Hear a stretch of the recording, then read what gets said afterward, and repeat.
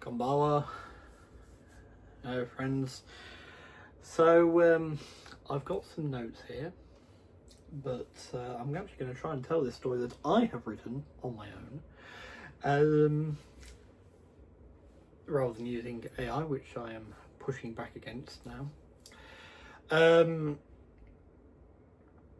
Yes, so I'll try and tell the story because I wrote it. Starts to sound like honestly, I wrote it. No, I did write it. Try and do that, but no, it's one of those things with memory. But anyway, hope everyone is well. And this just say I was going to be productive, but then someone asked me about trains. You're worried how far that was going to go then. I was too. Anyway, so of course, the layout, the exhibition layout that is going to be created this week, the baseboard will be being made, and in 5 weeks' time also, it will be at the exhibition. Now, for me, I've really enjoyed one thing I did get from the Copilot AI I was using, obviously, to write Mr. Quill on my other channel, and so I wanted to give you 1 moment. Literally just started the video and already need a drink and left it over there. It's going well. So yes, I wrote Mr. Quill. It wrote Mr. Quill largely was from prompts from me. I've really got into this idea of there being actually quite an in-depth story around the layout, and it's really firing my imagination a lot more. So I have had a go at writing. So Tsuru no Michi is literally, well, not literally, it can be translated to the path of the crane.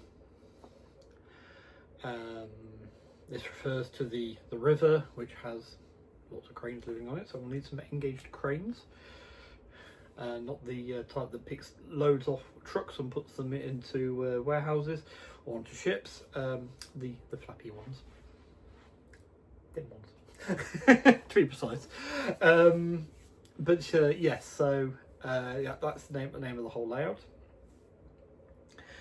And in the process of storytelling, I thought to myself, well, what do I need?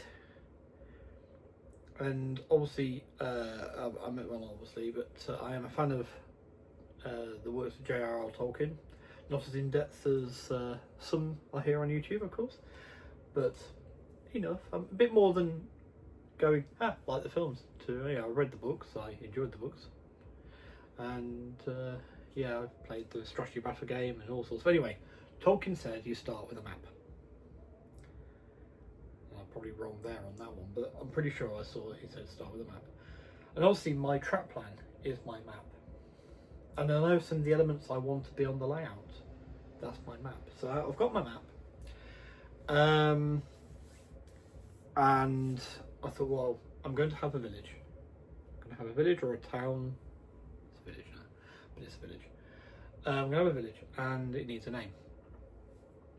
Well, anyone who's spoken to me in the past year or so at least knows I'm rather fond, well, before that as well, I love foxes. And foxes have a big role in the mythology of Japan, so it is, and also the Japanese love foxes, kitsune. So I thought, let's be simplistic.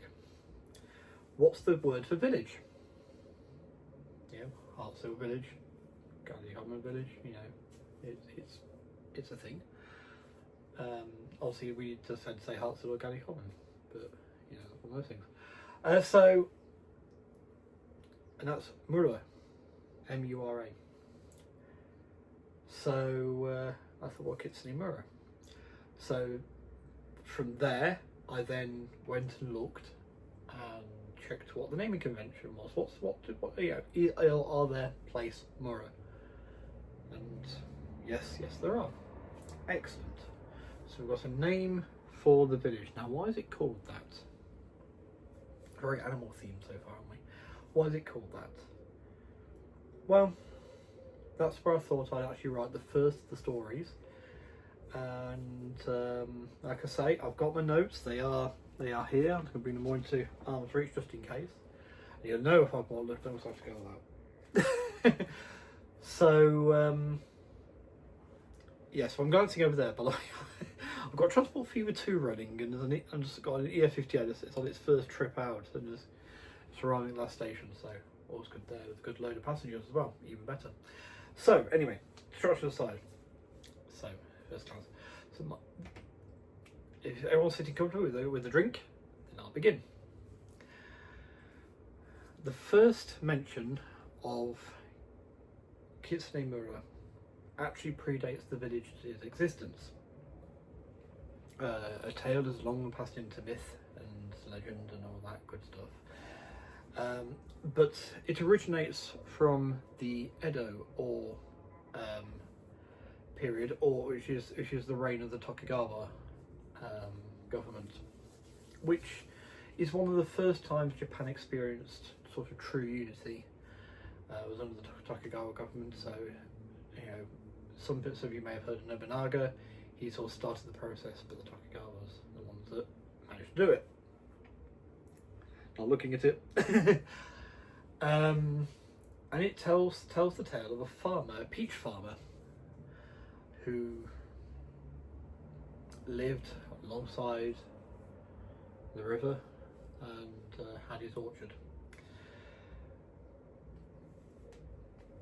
Unfortunately, they were troubled by kitsune, who would shapeshift into different forms and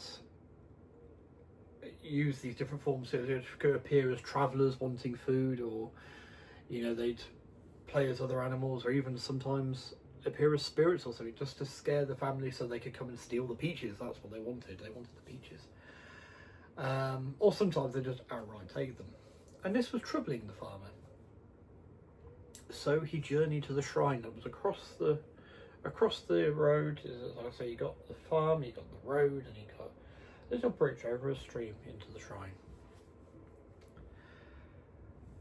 And he thought there he would ask the monks if they had any thoughts on what he could do to stop the foxes, because it was affecting his income, and he was starting to struggle to feed his family, and the things were getting tough for him because the foxes were taking so much.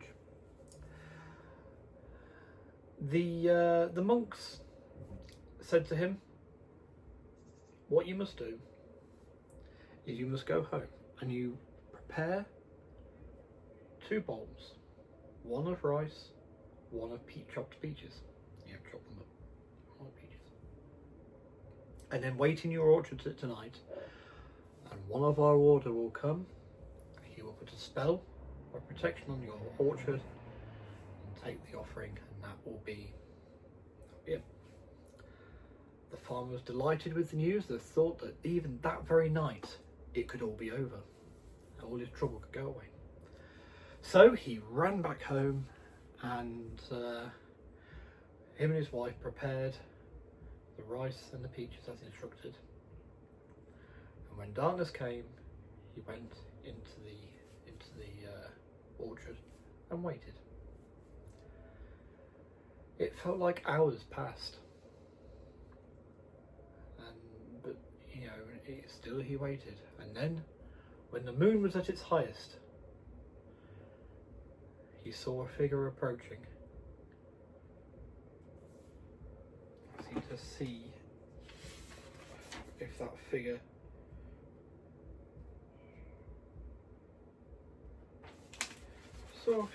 he saw a figure approaching, and as he looked around to make sure this wasn't some trap or trick by the foxes again, maybe he looked around and saw nothing else. As he came back to the monk, he thought just for a moment over the monk's shoulder he saw a blue flicker. Thinking nothing of it, no, he's checked, he's happy, there's nothing going on.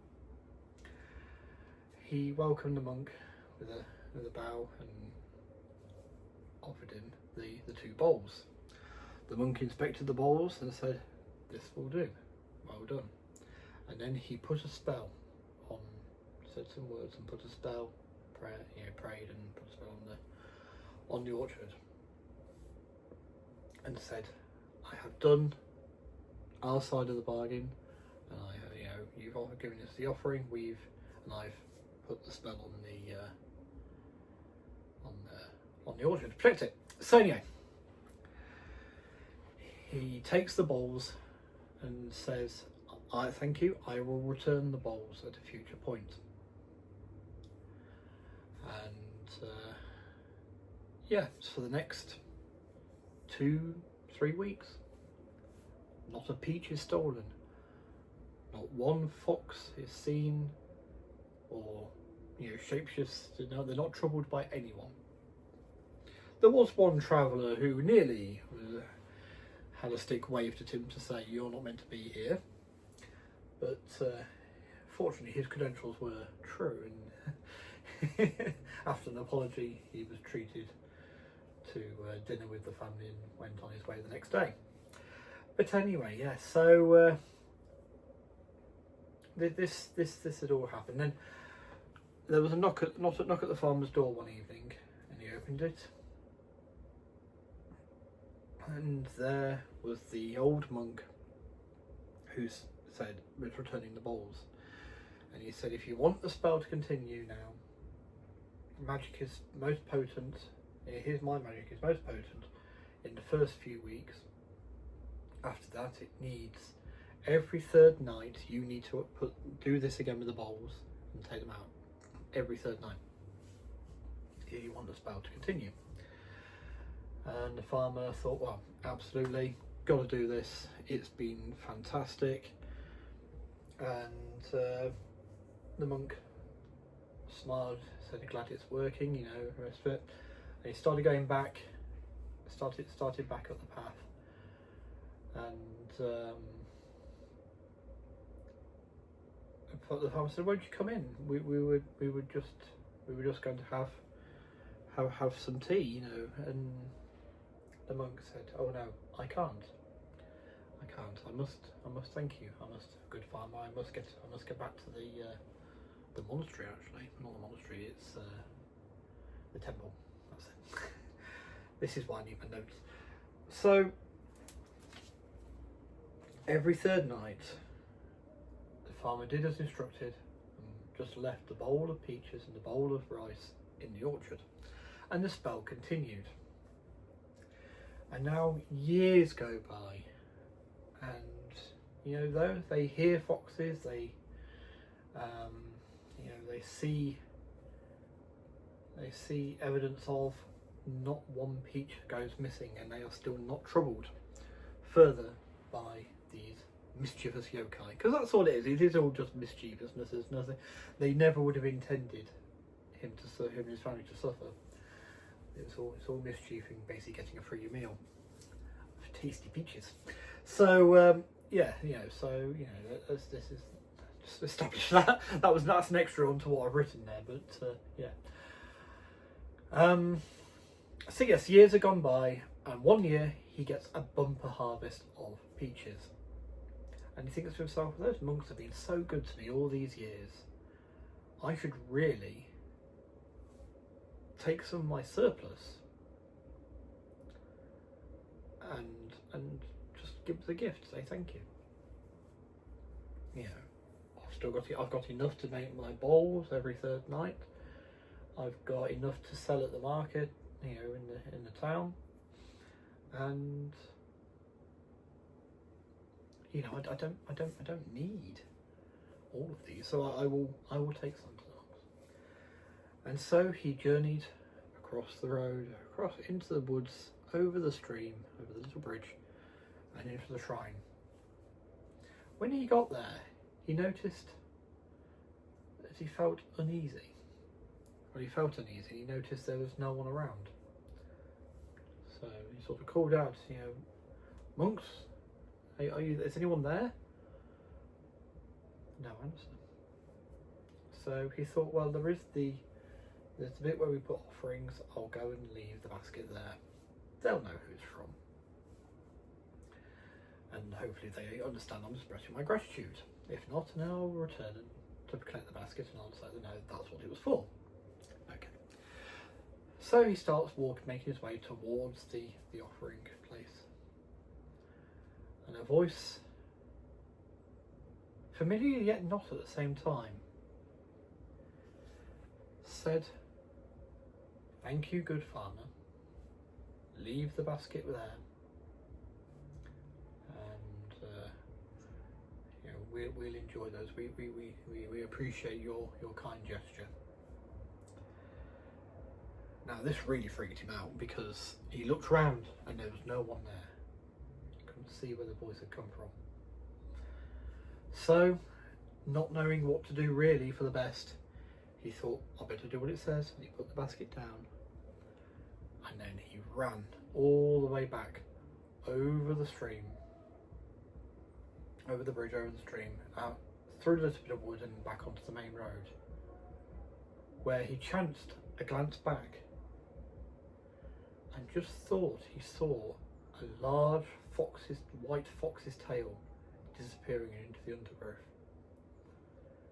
That was enough for him. He was truly spooked now. So he ran like lightning all the way home.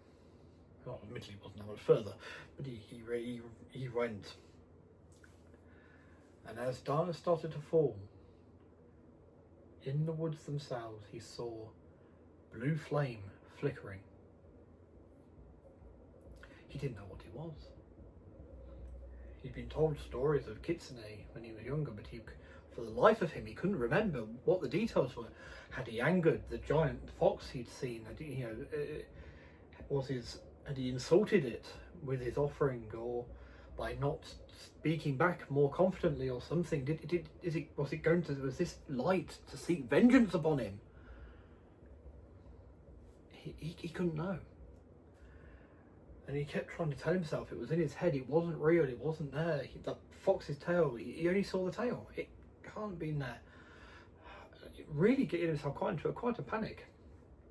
Had he eaten the monks, or what? It was clearly some sort of god, minor kami that it just didn't know what he didn't know what to do. So all evening he spent looking at the fire, and sometimes he thought it was getting closer, sometimes it looked like it was getting further away. His wife said, "Look, I can see it too. It's not moving. You're fine.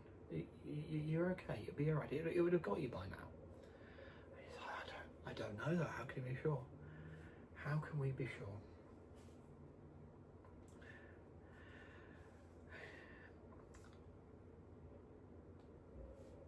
Then later in the say even evening's quite a long time technically, if you actually look how long the evening is. So not long before nightfall, he looks out and the fire's gone. And his wife again comforts him with the same words, it's not real. And he thinks, she's right, it's not there. I must have been so panicked by being spooked in the thing, and it's taken this long for me to calm down, and obviously seeing it's made me get, stay more, I feel a lot better now. Trouble is with these things, for anyone who has been spooked, you'll know, it's a bit like a scab that you can't help picking at, or, an injury you can't help picking at the scab of. And just before bed, when you were about to turn to bed, he looked out again, and the flame was there, brighter than ever, in the same point in the forest still. Obviously it's dark by this time, and he said, "It can't be in my head, it's got to be real. Something's going to happen, I'm sure of it." So he thought, I'm going to go and investigate, but if it's going to seek vengeance upon me, I'm going to let it have me, not my family. Thinking, my wife and children, they know how to run the orchard, they'll be fine. I'm going to go and face this down. And he burst out the front door and was on the front, in the courtyard of his farm. And he froze. He was just transfixed by this light. He was then made jump further by a familiar, strong, old voice next to him. "Worry not, good farmer. that is but Kitsune Bee, or Foxfire. It is merely the antics of some foxes in revelry. They will not harm you or your family. Go now to bed. You are safe. Just remember the bowl's on the third night. One of rice, one of peaches, and you'll be fine.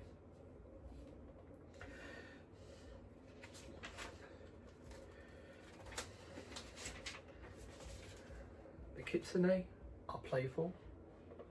Always remember, they will not harm you.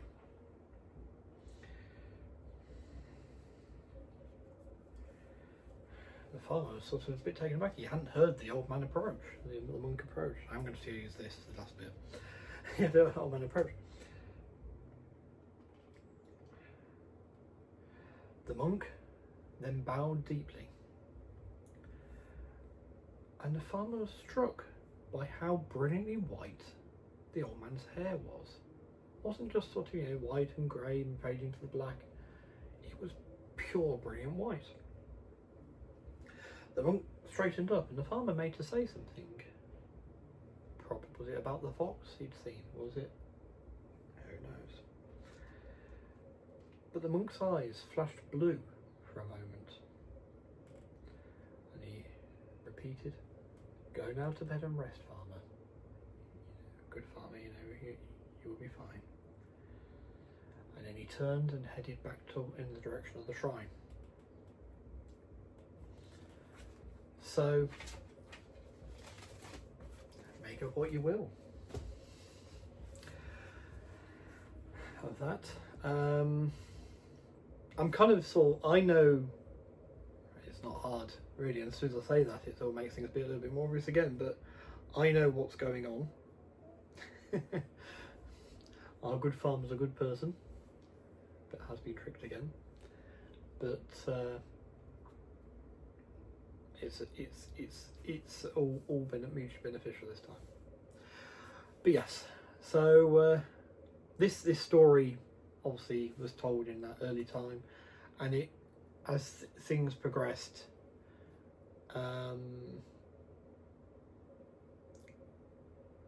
it's grown into legend and that, and basically the farmhouse, which was a building on its own with it and the shrine were the two buildings in the area.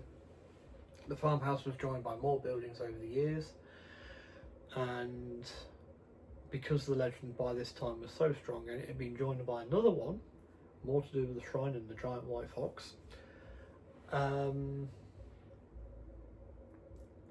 the village became known as Kitsunemura. So yeah, that's the basis for the village's name, all from the story. Now the shrine, I can let you know, I've involved some more of Japanese mythology and that in it. It's said to be, the shrine is said to be on the location, or very near the location that the stream actually heads into a cave system, but it's said to be the entrance to Yomi, which is the underworld, and it's said to be the one that Izanagi used when he tried to go and bring Izanami, his wife, back. Now Izanagi and Izanami are the beings who created Japan, if you like. Basically, I love the story. They saw the water below them and wondered if there's anything in it, so they poked a spear, a magic spear of course, into the water, and it created the landforms. What's down there? Oops. No oops, so that's my extra bit ad lib. But yes, I'm a little bit nervous about that bit, because I don't want to offend anyone, upset anyone, draw any fire for that sort of thing. But I was really taken with the whole story of Izanami and Izanagi, and I thought, well, how can I incorporate that? So yes, that's why there's a shrine there though as well, and the temple will be up in the mountain somewhere where the monks actually live now. See, you'll have the shrine maidens and that on site in the layout's current setting. I need to get some of those actually, because I've only got monks at the minute, so it's still got monks there. because I don't really have a time period for the layout. I suppose it is very much the post-war. What the trains running represent the post-war era, very much so. Second War era. But yeah, the layout could be anywhere from really the 70s back to the Edo period almost. Some of the buildings are going to be far too new, but you know, it's going to have the feel of it could be at any point in time, hopefully. So yeah, so I wanted to add that bit in there. And also it makes sense to have an orchard. You got a water supply nearby, the river and everything, and it's as good a place as any to settle. Is basically how the first farmer would have built the house. You know, and obviously it's grown into quite a structure. That's how it survived over the years, but now it's been joined by the others. So yes, there will be more stories. We have got to revisit the giant white fox and what that's doing there, because it's not just there to parley with farmers for peaches and rice. Giving it away now. It was burning inside me. But yes, the old monk was the big fox, was the giant fox, is the giant fox god. It's a little note on gods. You've got lots of kami, or you know, is the word Japanese word for gods. You've got a lot of gods in Japan of various things. You know, obviously got the normal sort of like god of fire, god of this, god of the sun, and god of the moon, or god of goddess of the moon, that sort of thing. Yeah. I believe there's a phrase that's something like "buy the 10,000 kami" or "buy the 1,000 kami" or whatever. You know, because there are so many. Where a Christian may say, "Oh my God," or "What in God's name?" You know, it's buy the 1,000 kami or buy the 10,000 kami, because there are so many.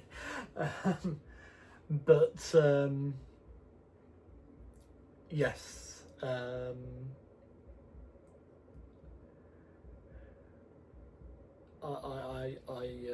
So to have a fox god it won't be a unique fox god either. There are many I've come across in the stories I've heard or read in the past year or so, since really turning my attention to yokai, and also that sort of goes hand in hand with everything there. So yes, so many apologies, no trains running today. Not much train at all really, but a bit of a background for that. I will sort of start numbering the videos from here now for the layout build.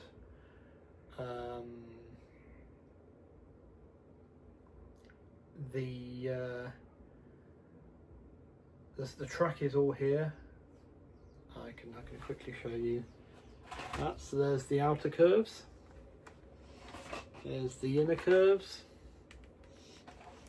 there's a package of straights.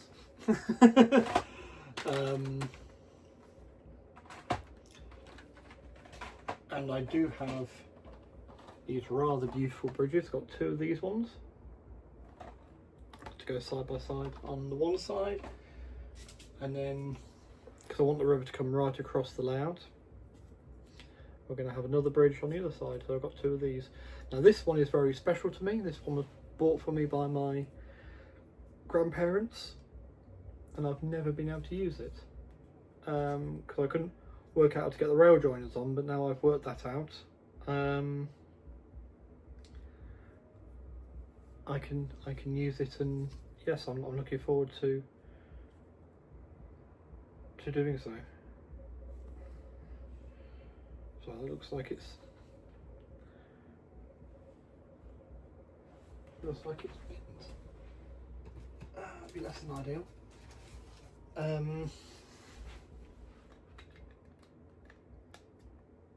No, it's not. It's just optical illusion. It's very attached to it.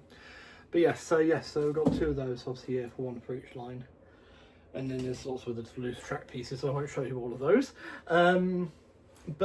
Yes, so I've got that. I've got two trains on order. I ordered two last night, along with some lighting kits to make them to light them up inside. Something I'd like to do is work through my collection of rolling stock and get the appropriate lighting installed in them. But yeah, apart from that, there's not much else to say. Apart from arigato gozaimashita and sayonara. Take care all.